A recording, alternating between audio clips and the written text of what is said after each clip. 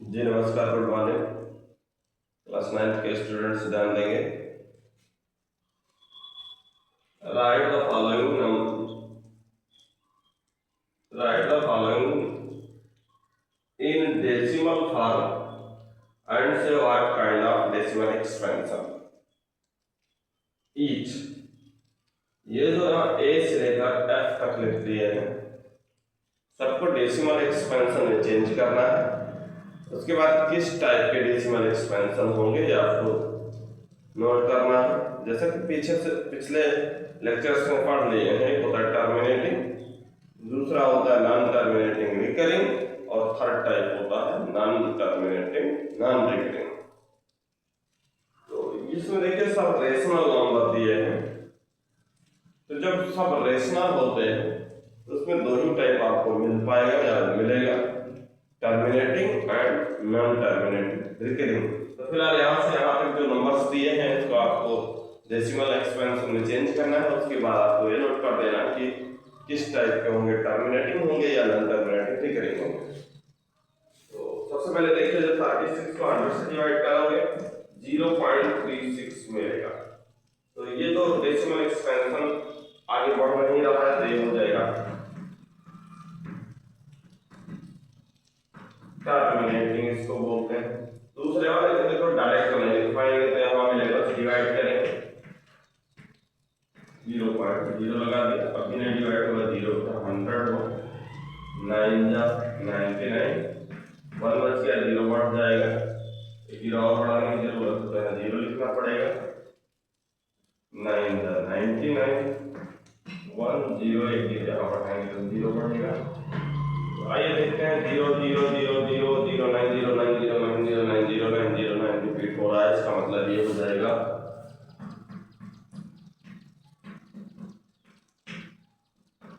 Non terminating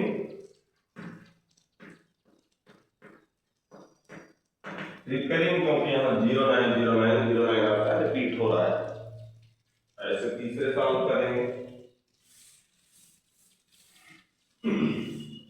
देखिए 4 1/8 8 4 जा 32 और 1 33/8 हुआ।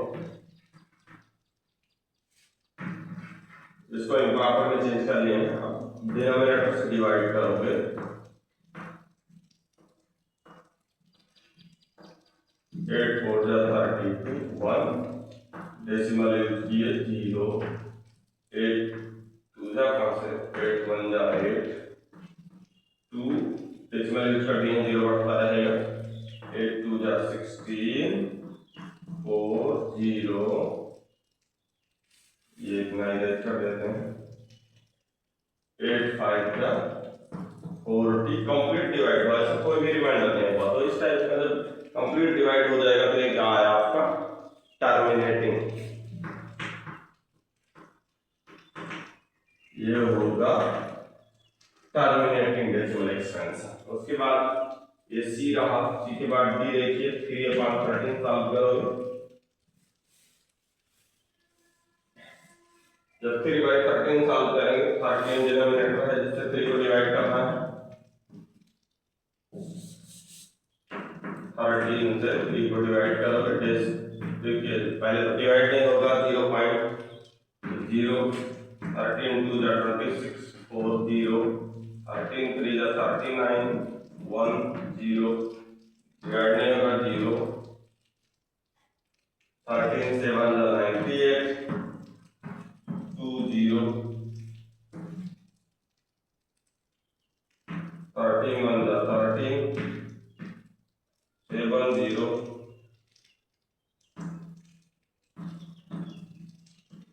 13 5 जा 65, 5 0,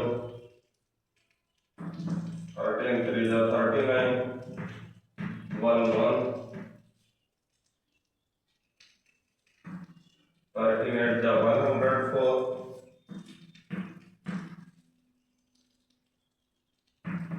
13 4 जा 52, यहाँ से 8 बच रहा, 13 6 जा 78, 2 0, ठीक है, यहाँ 2 0 था, फिर से 2 0 आ रहा है, रिपीट हो रहा है।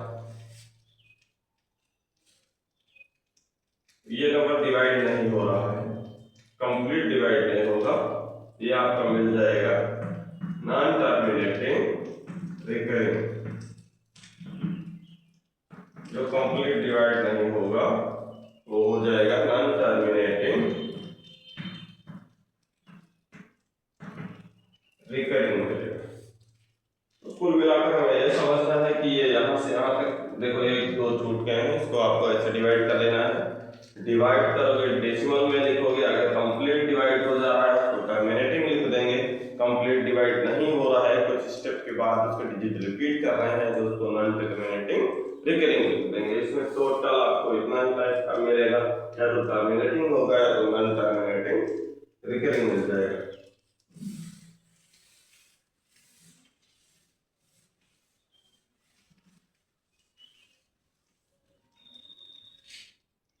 के बाद देखिए सेकंड नंबर में, वी नो दैट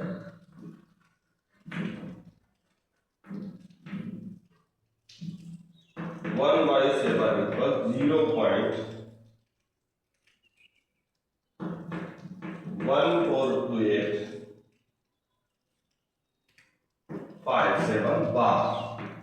देखिए 1/7 की वैल्यू इतना बार, डिस्टेंस इतने टर्म के बाद रिपीटेशन हो रहा है।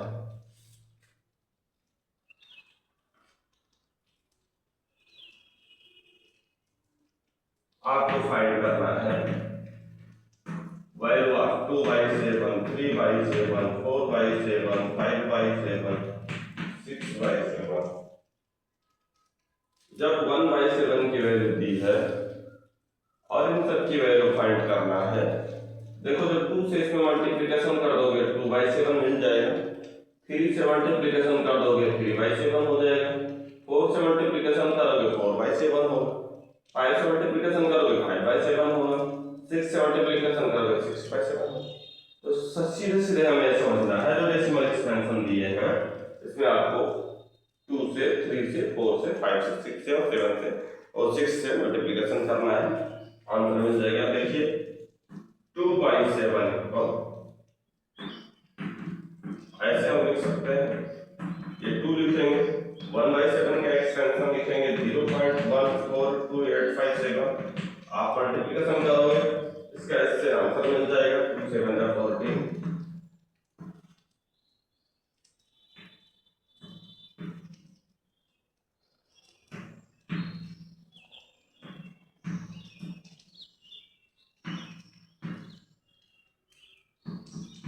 ये 0.285714 ये आंसर होगा। आपको 3/7 फाइंड करना है, 3 मल्टीप्लाइंग बाई 1/7 करोगे 3 लिखेंगे, 1/7 की सेम वैल्यू फिर से लिखेंगे, मल्टीप्लिकेशन कर दोगे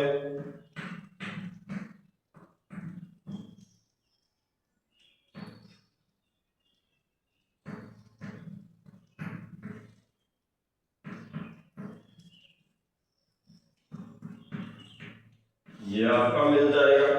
तो कुल मिलाकर हमें यह समझना है, न्यूमरेटर देखते जाओ उसी से मल्टीप्लिकेशन करते जाओ, इसको सेम टाइप से सॉल्व कर देना है।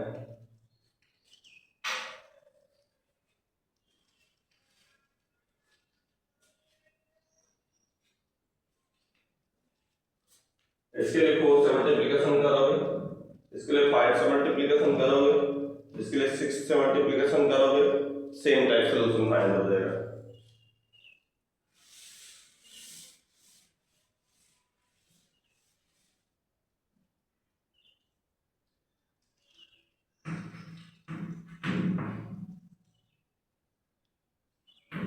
तीसरे में देखिए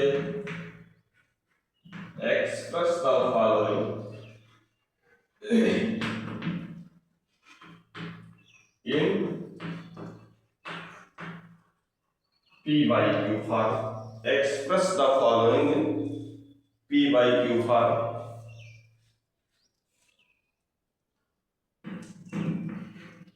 0.6 बार। देखिए अब आप डिस्टेंस रिपीट हो रहा है, इसको हम ऐसे लिख देंगे दैट x इक्वल 0.6 बार का मतलब हुआ कि 6 हमेशा रिपीट हो रहा है। देखिए जब इसको 10 से मल्टीप्लिकेशन करोगे ये डेसिमल यहाँ पहुंच जाएगा, या तो हो जाएगा 6.6 बार। ये मेनी टाइम्स रिपीटेशन हो रहा है, तो डेसिमल के बाद जितने पॉइंट इसमें इनफाइनाइट टर्म अगर रिपीट होगा तो जितने टर्म इसमें होंगे उतने ही इसमें होंगे, एक दो टर्म कम हो जाने से अधिक हो जाने से कोई इफेक्ट नहीं पड़ेगा। तो अब देखिए x की वैल्यू पहले से लिखे थे, इसको मान लेते हैं इक्वेशन फर्स्ट रहा, 10 से मल्टीप्लिकेशन करने पर 6 पॉइंट समथिंग मिल गया है, इसको हम इक्वेशन सेकंड सपोज कर लेते हैं। जब आप इसमें से इसको माइनस करेंगे सेकंड इक्वेशन में फर्स्ट इक्वेशन को माइनस करेंगे तो ये मिल जाएगा,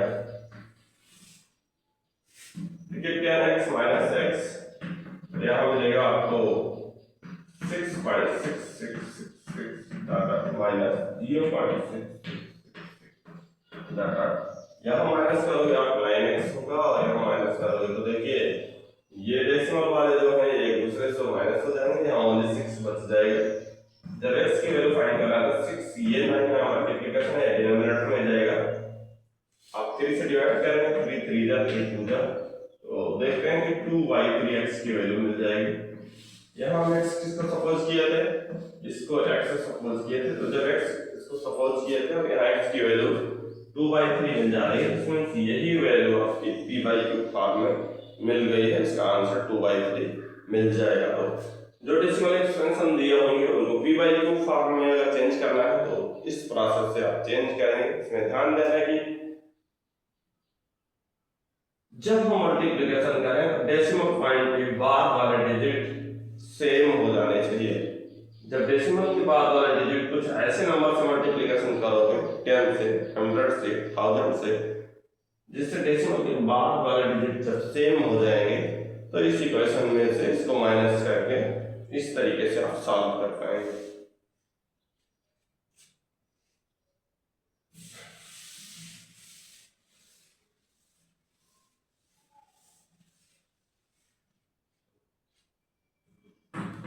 इसी का सेकंड नंबर देखिए 0.47 का, यहाँ देखिए